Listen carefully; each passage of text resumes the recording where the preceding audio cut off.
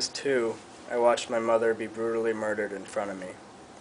That was the day my dark passenger was born. I have a psychopathic need to kill, as long as it fits the code my father created for me. Any deviation from this code would result in disaster not only for myself, but for those I love. I have a schizoid personality disorder, as I lack interest in any social or physical relationships, and I have to pretend to have any emotion at all. Perhaps it's post-traumatic stress disorder, resulting from seeing the life-threatening event that was my mother's murder. It was beyond my coping capacity. I rationalized my kills, since ridding the world of those who deserve it is part of me. I put the blame of being a serial killer on my dark passenger. It's him doing the killings, not me. I don't know what made me the way that I am, but whatever it was left a hollow place inside. People fake a lot of human interactions, but I feel like I've faked them all, and I faked them very well. And I guess that's my burden. My name is Dexter. Dexter Morgan. You ever hear of Sigmund Freud? He had this theory about the mind and broke it into parts. 3 parts is my primal instinct. I see a beautiful woman over there. I notice she has a great body. And unconsciously, I am attracted to her. So what's keeping me from going over there and ripping her shirt off? That's my ego. It tells me, hey, why don't you calm down and just go talk to her? You know you're cool, just go talk to her. What keeps me from going up and saying, hey, lady, you got nice tits? What keeps me from doing that? That's my super ego. You see, he's my wingman. Making sure I don't make a fool of myself. I say the right thing at the right time. And you know, she is impressed by me because I can say everything I want to say without looking stupid thanks to my super ego. See, that's the difference between us.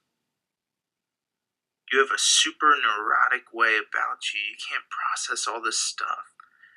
And just allow your God-given ability to talk to women just take over. You know, some might call it talent, but I just owe it to my openness. That's accented ever so with my conscientious tendencies. I'm Vincent Vega. I was raised as a rich girl. If I ever needed anything, Daddy gave me whatever I wanted. I had a harsh reality check when I moved to the city. I didn't have any money. No job, no money. So, I got a job at the coffee shop, and I made my own money. But I still wasn't satisfied. I realized my love of fashion and of business, so I got a job at Bloomingdale's, and I eventually got a job at Ralph Lauren. I was living on my own, and I was living for myself. I'm stuck between isolation and intimacy. I have great friends, but I'm 30. I need to be with someone. I need to get on with my life.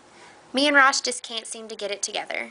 I've tried with other guys, and it doesn't work with them either. I don't know what I'm gonna do.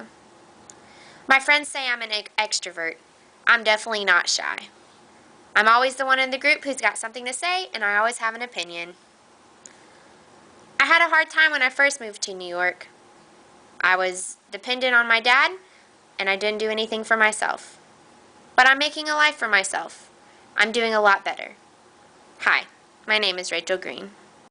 I tend to think of myself as the perfect human being.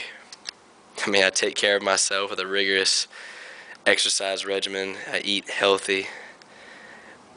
But even though I'm made of human flesh, bone, and blood, I'm far, far from that. Truth be told, I like to make sure I'm well dressed as a hobby. along with, the occasional dissecting of girls and plotting my next kill, but it just excites me. It really does. And I sit here and look at this one girl as she walks by me. I kind of wonder how her skin would look draped over my bed. As long, of course, it didn't mess up my sheets that I bought that were $500. I mean, that was not even on sale. I don't know what's wrong with me, but it leads me to wonder, is evil something inside of you? Or is it something you are? I'm Patrick Bateman. I was born in Arkansas in 1932. I had 6 siblings. I was closest to one of my brothers named Jack. He died one day when working with the saw after he told me to head on home. My father continuously blamed me for the accident. This began my journey of hurt. As my career started to get stressful, piling on top of my already existing hurt, I turned to drugs to numb myself. I suppose I was trying to satisfy my id, as I was relying on drugs for my pleasure. My ego started to kick in when I was faced with the reality of where my life was going. I'm glad I had the help and support of getting clean. This is where my super ego stepped in.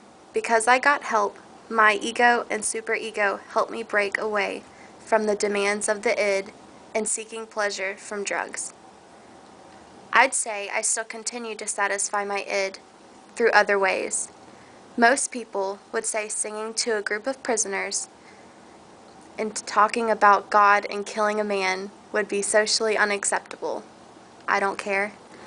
I'd say when I was drinking and relying on drugs, I was very high on the dimension of neuroticism.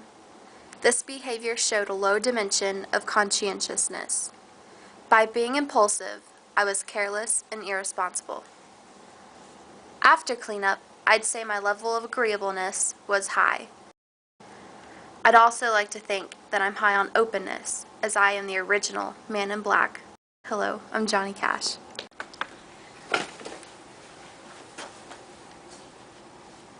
So what are you guys here for?